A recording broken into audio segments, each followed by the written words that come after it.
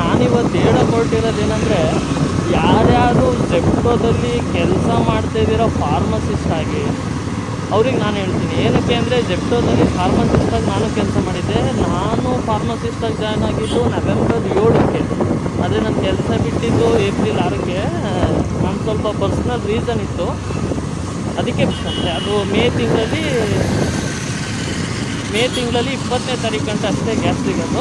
ಅಲ್ಲಿ ಗಂಟೆ ಮಾತ್ರ ಪಿ ಜಿ ನಡೆಸ್ತೀವಿ, ಅದಾದಮೇಲೆ ನಡೆಸಲ್ಲ ಅಂತ ಹೇಳಿದ್ರು. ಸೊ ಹಾಗಾಗಿ ನಾನು ನೋಟಿಸ್ ಪೀರಿಯಡ್ನ ಸರ್ವ್ ಮಾಡಿದ್ದೆ. ಅದಾದಮೇಲೆ ನನಗೆ ಸ್ಟಮಕ್ ಪೇನ್ ಬಂದು ಡಾಕ್ಟರ್ ಹತ್ರ ಚೆಕ್ ಮಾಡಿಸ್ತಾ ಗೊತ್ತಾಯಿತು ನನಗೆ ಕಿಡ್ನಿ ಸ್ಟೋನ್ ಆಗಿದೆ ಅಂತ.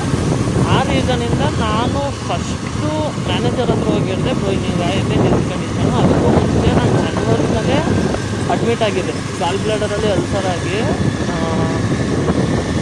ಹಾಸ್ಪಿಟ್ಲಲ್ಲಿ ಅಡ್ಮಿಟ್ ಆಗಿದೆ. ಎಲ್ಲಿ ಯಲಹಂಕ ಓಲ್ಡ್ ಟೌನ್ ನವ್ಯ ಹಾಸ್ಪಿಟ್ಲಲ್ಲಿ ಅಡ್ಮಿಟ್ ಆಗಿದೆ. ಅದಾದಮೇಲೆ ಅಲ್ಲಿಂದ ನನ್ನ ಫ್ಯಾಮಿಲಿ, ನಮ್ಮ ಅಪ್ಪ ಅಮ್ಮ ಬಂದು ಇಲ್ಲಿ ಬೇಡ ಬಾ ಊರಿಗೆ ಹೋಗೋಣ ಅಂತೇಳ್ಬಿಟ್ಟು ಹಾಸ್ಪಿಟ್ಲಿಗೆ ಹೋಗಿ ಕರ್ಕೊಂಡು ಅಡ್ಮಿಟ್ ಮಾಡ್ತಿದ್ರು. ಅದಾದಮೇಲೆ ಮತ್ತೆ ಮೇ ಎಂಡಿಂಗಲ್ಲಿ ನನಗೆ ಸ್ಟಮಕ್ ಪೇನ್ ಸ್ಟಾರ್ಟ್ ಆಗಿ ಚೆಕ್ ಮಾಡಿಸ್ತಾ ಗೊತ್ತಾಯಿತು ಕಿಡ್ನಿ ಸ್ಟೋನ್ ಆಗಿದೆ ಅಂತ. ಹಿಂಗೆ ಆಯ್ತಲ್ಲ ಅಂತೇಳ್ಬಿಟ್ಟು ನನಗೆ ನೋಟಿಸ್ ಪೀರಿಯಡ್ ಸರ್ವ್ ಮಾಡಿದೆ. ನೋಟಿಸ್ ಪೀರಿಯಡ್ ಕಂಪ್ಲೀಟ್ ಮಾಡೋಕ್ಕಾಯ್ತಲ್ಲ ಅಂತೇಳ್ಬಿಟ್ಟು ಫಸ್ಟು ನಮ್ಮ ಮ್ಯಾನೇಜರ್ನ ಹೋಗಿ ಕೇಳಿದೆ. ಹ್ಞೂ ಸರಿ ನಾನು ಮಾತಾಡ್ತೀನಿ, ನಿನಗಾಗಲಿಲ್ಲ ಅಂದರೆ ಬಿಡು ಅಂತ ಹೇಳಿದ್ರು. ಅವಾಗ ನಾನು ಕೇಳಿದೆ, ಬ್ರೋ ಸ್ಯಾಲ್ರಿ ಬಗ್ಗೆ ಏನು ಅಂತ. ಅವ್ರು ಹೇಳಿದ್ರು, ನಾನು ಹಾಕಿಸ್ಕೊಡ್ತೀನಿ, ನಾನು ಮಾತಾಡ್ತೀನಿ ಮೇಲ್ಗಡೆ ಇರೋರ ಹತ್ರ ಅಂತೇಳಿ ಇದು ಮಾಡಿದ್ರು. ಹ್ಞೂ ಸರಿ ಅಂತ ಹೇಳ್ಬಿಟ್ಟು ನಾನು ಒಂದು ಸತಿ ಹರಿಬಾಬು ಅಂತ ಬರ್ತಾರೆ ಜೆಪ್ಟೋದಲ್ಲಿ ಮೇಂಟೆನೆನ್ಸ್ ಟೀಮ್ ಅವರು ಮೇಂಟೆನೆನ್ಸ್ ಟೀಮ್ ಅಂದರೆ ಸೆಂಟ್ರಲ್ ಟೀಮ್ ಅವರು ಹರಿಬಾಬು ಅಂತ ಬರ್ತಾರೆ.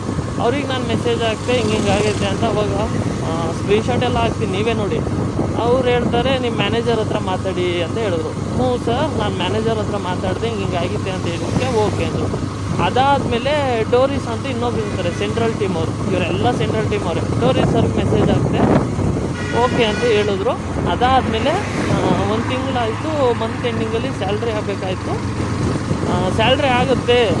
ನಾನೊಂದು 16 ಡೇಸ್ ವರ್ಕ್ ಮಾಡಿದ್ದೆ.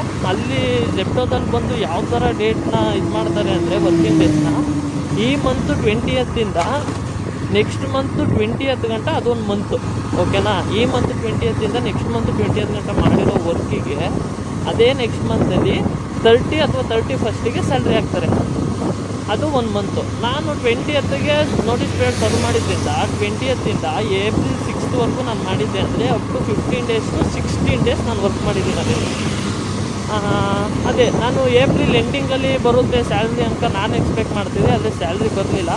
ಸರ್ SI ಅಂದರೆ ಸ್ಟೋರ್ ಇನ್ಚಾರ್ಜು, ಮ್ಯಾನೇಜರ್ ಅಂಡರಲ್ಲಿ ಸ್ಟೋರ್ ಇನ್ಚಾರ್ಜ್ಗಳು ಅಂತ ಬರ್ತಾರೆ ಇಬ್ಬರು.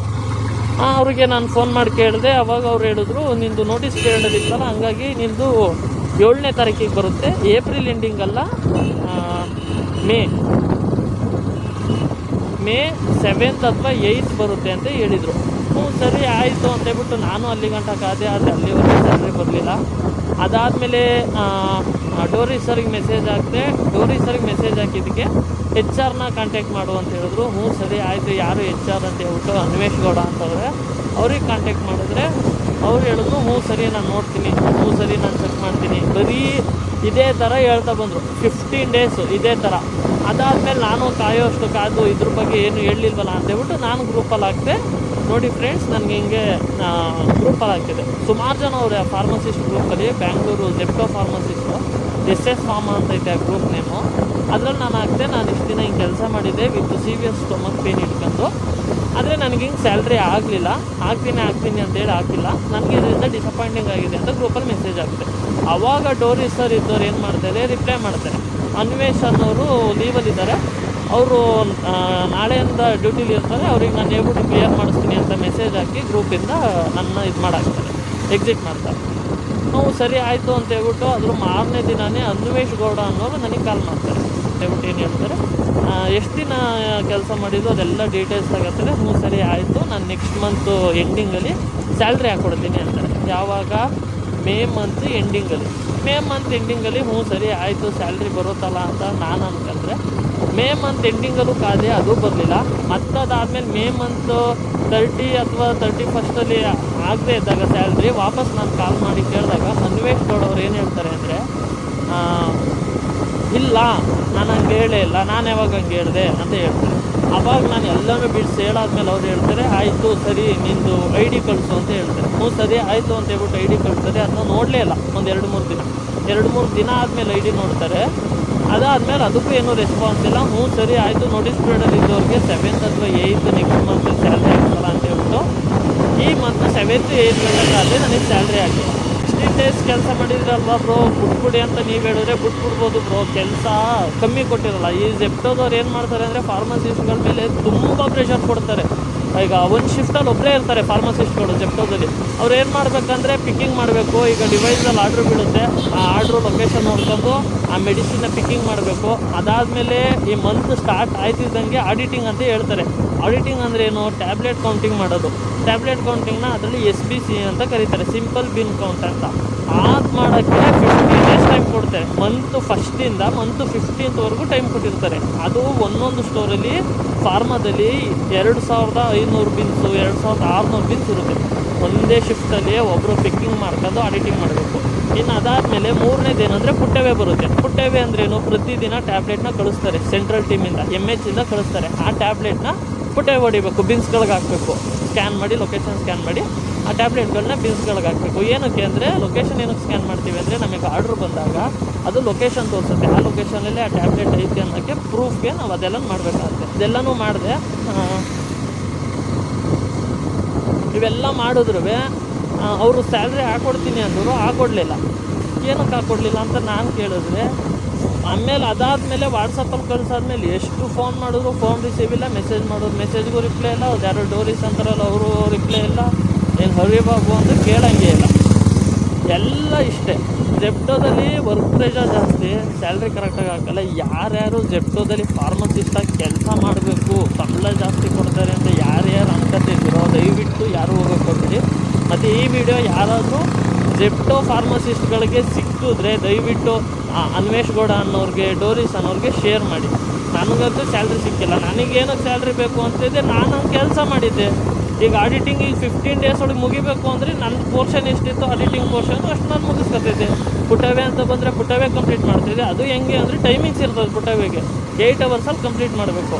ಆ 8 hours ಕಂಪ್ಲೀಟ್ ಮಾಡಿದವರೆ ಸೆಂಟ್ರಲ್ ಟೀಮಿಂದ ಕಾಲ್ ಬರುತ್ತೆ ನಿಮಗೆ ಏನು ಕಂಪ್ಲೀಟ್ ಮಾಡಿಲ್ಲ ಅಂತ.